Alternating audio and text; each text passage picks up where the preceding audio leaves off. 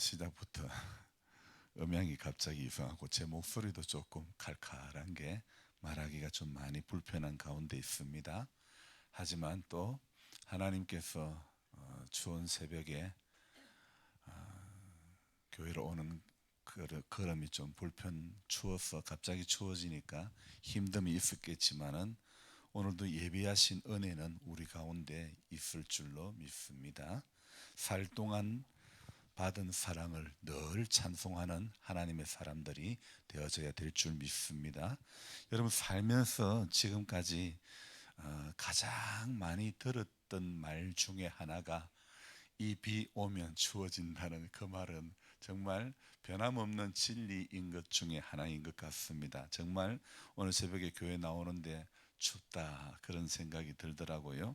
제가 웬만하면 그냥 반바지 입고 그냥 얇은 옷 하나 입고 오는데 처음에 올 때는 그렇게 했죠. 중간에 졸려서 차 한잔 마시러 갔다가 나오면서는 옷을 두터운 옷을 입고 나왔는데요. 게다가 서산한 바람마저 부니까 와 이거 정말 새벽이 계절의 확연히 바뀌어짐을 이렇게 느꼈습니다. 문득 이런 생각이 들었습니다. 그러면 예수 믿으면서 가장 많이 들었던 말은 무엇일까? 여러분 어떤 말을 가장 많이 들었습니까? 교회 나와서 믿음 생활하면서 가장 많이 들었던 말씀이 예수님 재림하신다는 말씀 아닙니까? 우리 예수님 다시 오실 줄로 믿습니다.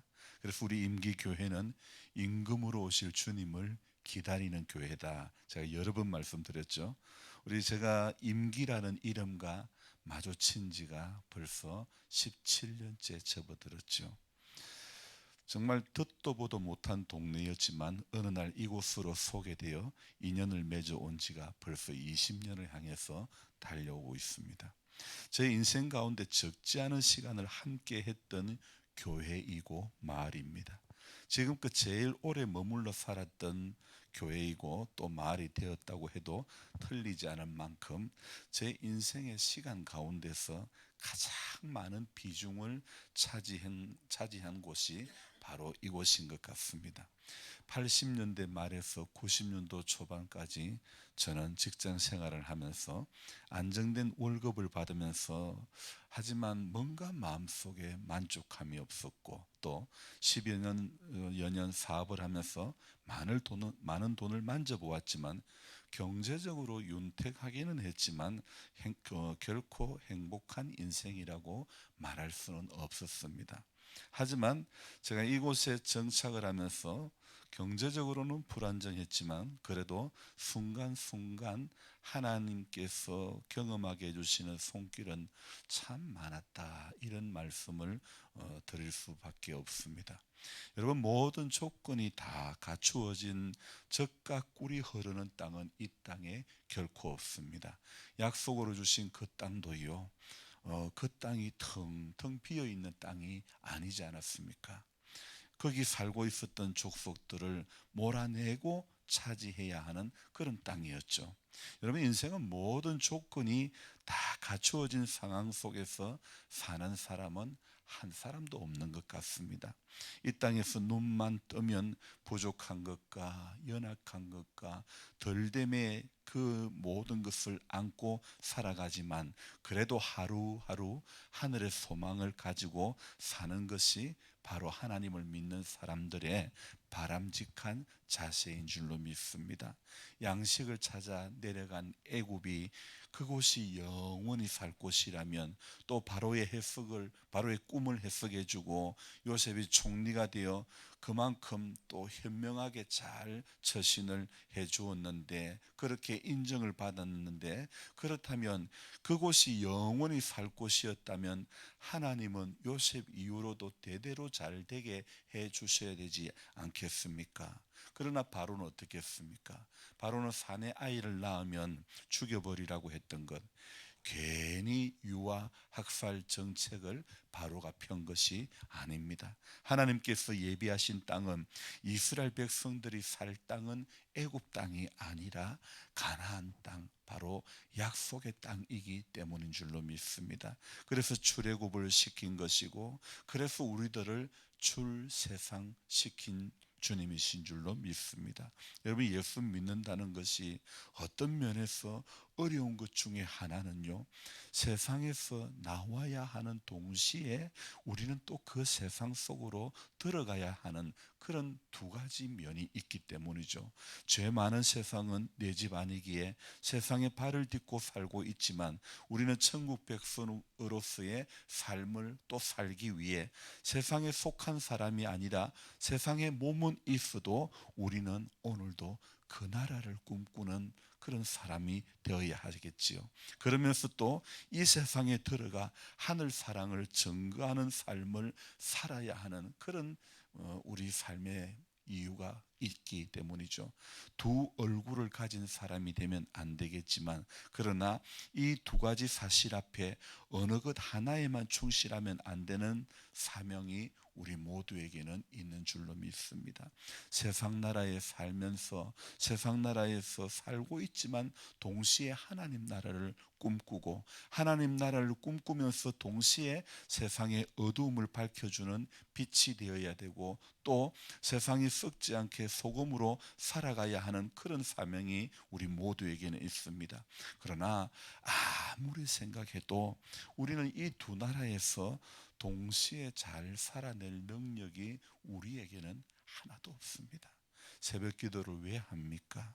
자격 안 되는, 어제 새벽에 제가 말씀드렸던 것처럼 주전 선수도 아닌 사람이 감독에 의해 대타로 나오게 되는 선수들처럼 자격이 안 되지만 불러주신 은혜에 감사하면서 그리 살 수 있도록, 살아낼 수 있도록 하늘의 능력을 구하기 위해서 새벽에 기도하는 것 아닙니까? 공생의 사역을 하신 예수님, 그에게 한적한 곳은 바로 따로 기도하는 시간이었죠. 성부 하나님을 만나는 시간이었죠. 뜻이 하늘에서 이룬 것 같이 땅에서도 이루어지기를 소망하는 그 마음으로 예수님께서는 한적한 곳을 찾아가셨던 것이죠. 오늘 이곳이 목사인 제게 한적한 곳이 되어야 합니다. 오늘 이곳이 성도인 우리 모든 성도님들의 한적한 그곳이 되어야 될 줄로 믿습니다. 교회는요, 사람들이 모여도 실은 개개인에게 한적한 기도하는 그런 곳이 되어져야 될 줄 믿습니다. 성경에는 내 집은 만민이 기도하는 집이라, 이런 말씀이 있죠. 마가복음 11장에 나오는 이 이야기, 예수님께서 예루살렘에 입성하신 후에 처음 하신 일이 무화과 나무를 저주하시고 그리고 성전을 정화하는 그런 일을 하셨는데요, 사람들은 성전 안에서 매매하고 돈을 바꾸어 주고 제물로 쓸 것을 그리고 팔고, 그러므로 예수님께서는 사람들이 강도의 구렬로 만들어 버렸다, 그렇게 이야기하셨죠. 그래서 주님은 내 집은 그런 데가 아니다고, 내 집은 만민이 기도하는 집이라 칭함을 받으리라고 하지 아니하였느냐고 매우 강력한 어조로 말씀하셨죠. 그래서 이 말씀하신, 예루살렘에 입성하여서 무화과 나무를 저주하고 내 집은 만민이 기도하는 집이라고, 그런데 너들이 강도의 구렬로 만들었다, 이 사건은 바로 주님께서 고난주간 둘째 날에 주님에게 일어난 일이었죠. 예수님께서는 제자들과 함께 계속해서 예루살렘을 이렇게 다니면서 목격하신 일인데요, 예수님은 이스라엘 백성들이 하나님께 예배드리고 희생 제물을 드리는 그 성전으로 들어가시는데, 그곳에서 하나님께 예배드리는 사람을 맞닥뜨리는 것이 아니라 물건을 팔아 돈을 버는 그런 사람과 맞닥뜨리게 되죠. 그 사람들이 사적인 이익을 위해서 성전을 이용하신 것을 보신 예수님은 그들이 매매에 장사에 이용하는 상가 의자를 다 뒤엎어 버리시고 그들을 성전에서 내쫓으시고 말지요. 그리고 주님께서 하신 말씀이 내 집은 만민이 기도하는 집이다, 이렇게 말씀하셨죠. 예수님께서 내 집은 만민이 기도하는 집이라고 말씀하신 것에는 사람들이 이미 강도의 구렬로 만들어 버렸기 때문에 바로 그 행위로 인하여 주님께서는 의자와 상을 이렇게 엎으시는 돌발 행동을 하신 것이죠. 예수님께서 이 땅에 오신 목적 중 하나가 사람들의 마음을 돌려 하나님과의 올바른 관계를 회복시키는 그 일을 하는 일이었죠. 이사야 오늘 56장, 사실 예수님께서 내 집은 만민이 기도하라고 하는 이 집은요, 이 말씀은요, 바로 이사야 56장 7절 말씀을 볼까요? 7절 말씀 끝에 이는 내 집이 만민이 기도하는 집이라 일컬음이 될 것임이라. 아멘. 그렇습니다. 주님은 이사야서의 이 말씀을 인용하셔서 내 집은 만민이 기도하는 집이라 일컬음이 될 것이라, 이런 말씀을 하신 것입니다. 우리 예수님께서 종종 이 구약의 말씀을 인용하셔서 이렇게 공생의 사역에 전가하셨는데요. 그래서 이 이사야 56장 7절에 보면 앞부분에 이런 말씀이 있습니다. 내가 곧 그들을 나의 성산으로 인도하여 기도하는 내 집에서 그들을 기쁘게 할 것이며, 기도하는 내 집에서 그들을 기쁘게 할 것이라. 여러분, 성도는요, 하나님의 집에서 예배의 자리를 우선으로 해야 될 줄로 믿습니다. 기도하는 일을 즐거워해야 될 줄로 믿습니다. 그래서 이 이사야 56장은요 어떤 내용이냐면 여호와와 연합하는 사람들에 대해서 말씀하고 있는 것입니다. 그래서 이 이사야 56장 6절에 보면 그 사람, 여호와 하나님과 연합하는 사람은 어떤 모습으로 살아가야 하는지를 잘 말씀해 주고 있죠. 우리 6절을 다시 한번 읽습니다.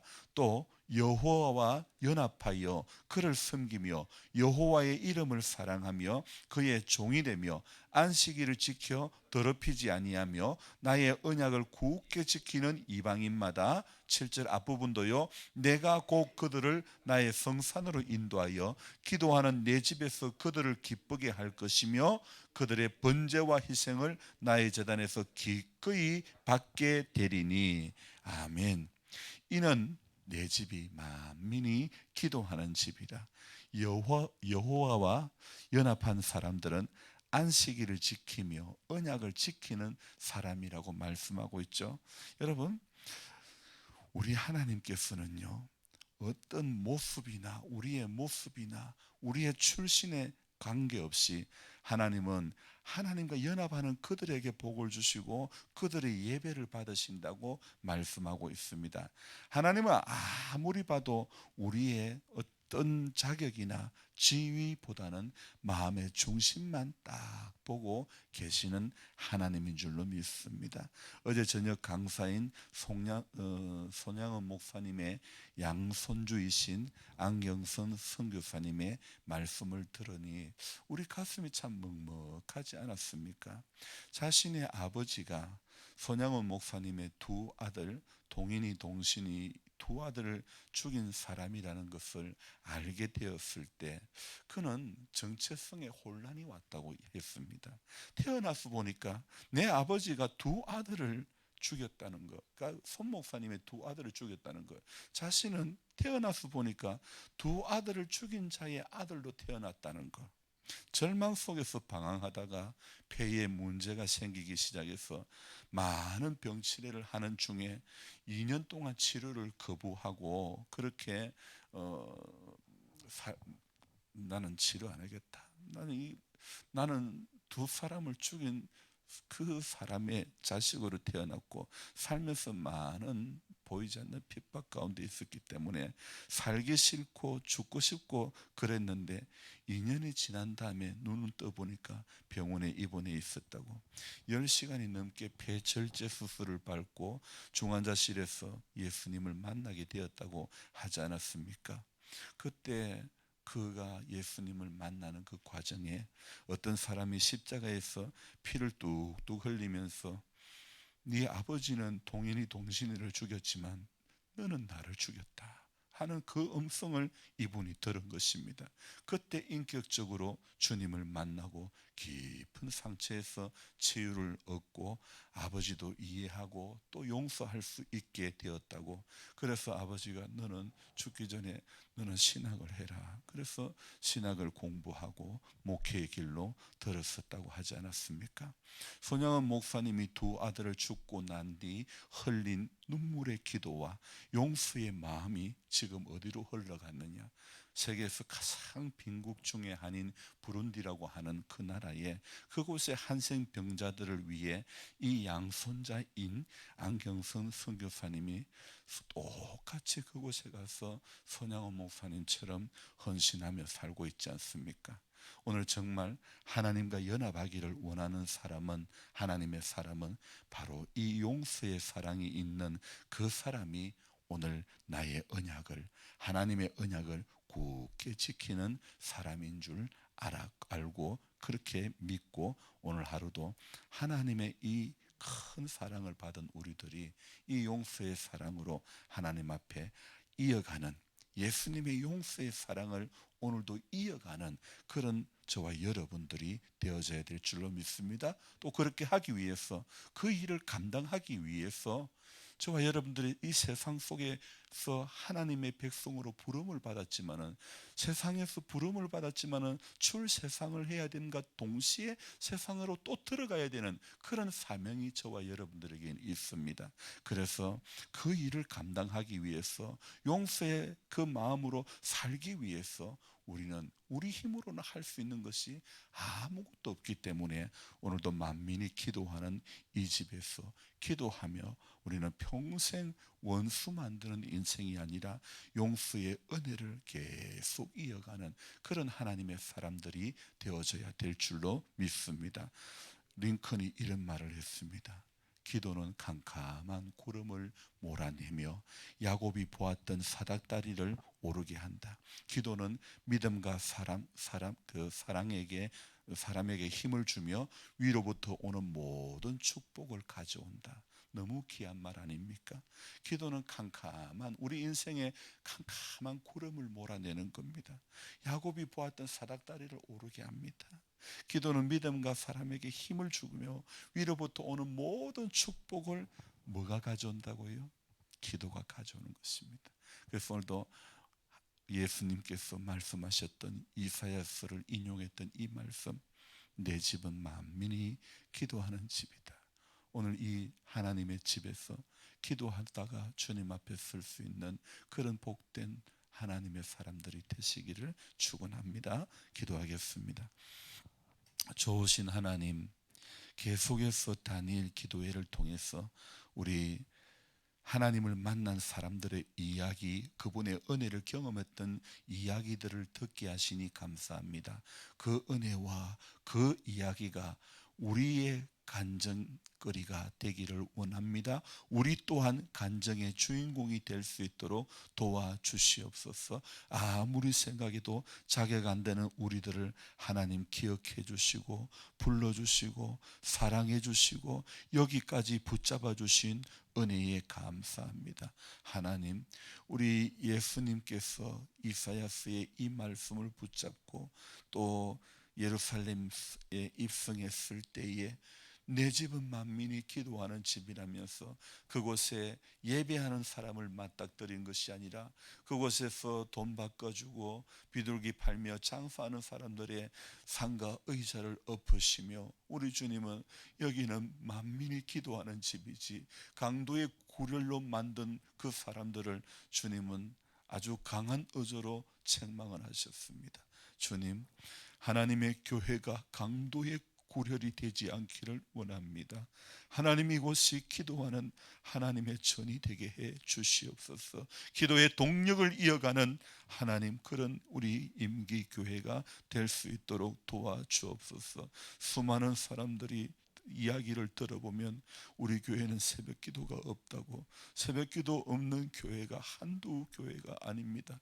아니, 기도를 하지 않으려고 하는 교회들이 한두 교회가 아닙니다. 하나님 아버지, 기도하지 않고는 우리는 이 세상 나라와 하나님 나라의 백성으로 동시에 살아갈 수 있는 동력이 하나도 없습니다. 하나님 또한 기도할 때에 용수의 주님의 그 사랑을 이어가는 하나님의 사람이 될 수 있을 줄로 믿습니다. 그래서 우리 끝까지 기도의 끈을 놓치지 않는 하나님의 사람들이 될 수 있도록 도와주시기를 간절히 바라고 원합니다. 하늘의 밀알이 땅에 떨어져 죽으면 썩으면 많은 열매를 맺는다고 했는데, 손 목사님의 순교의 피가 한국교회에 흐르고 그 한국교회에 흘렀던 그 또 순교의 피가 저 아프리카 부룬디에까지 갈 수 있게 된 것, 정말 땅끝까지 이르러 내 정인되게 하신다는 사도행전의 그 말씀처럼 오늘도 정인된 삶을 살게 하기 위해서, 또 살아가기 위해서 주님 이곳에서 기도하며 하나님 앞에 새 힘을 얻는 모두가 되게 해 주시기를 원합니다. 주님, 오늘도 위의 것을 구하는 사람 되게 해 주시옵소서. 땅에서 살고 있지만 위의 것을 구하며 또 위의 것을 구하며 나아갈 때에 이 땅에 신음하는 사람들을 향하여, 죽어가는 사람들을 향하여 주의 복음의 소식을 전거하는 복된 성도 되게 해 주시옵소서. 감사를 드리며 예수님의 이름으로 기도드리옵나이다. 아멘. 간절한 마음으로 주여 부르고 기도합니다. 주여, 주여, 주여. 좋으신 하나님, 감사를 드립니다. 새벽을 깨워주시고 오늘도 우리와 함께 해주신 은혜에 주님 진실로 감사합니다.